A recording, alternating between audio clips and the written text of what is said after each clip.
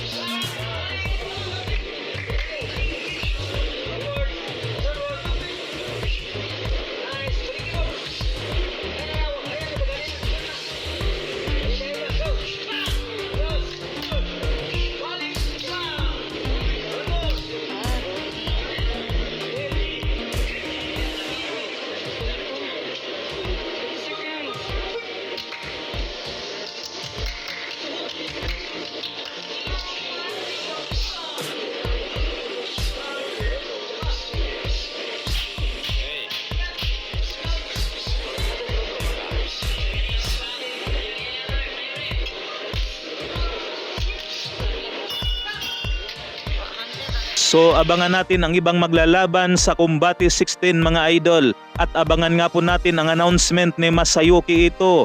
Nakatunog kasi tayo mga idol na si Tapales, Ngaraw at Casimiro ang maglalaban para sa buwan ng Mayo. Pero mas maganda kung manggagaling yan kay Masayuki Ito. Kaya abangan natin ang mga susunod na updates mga idol.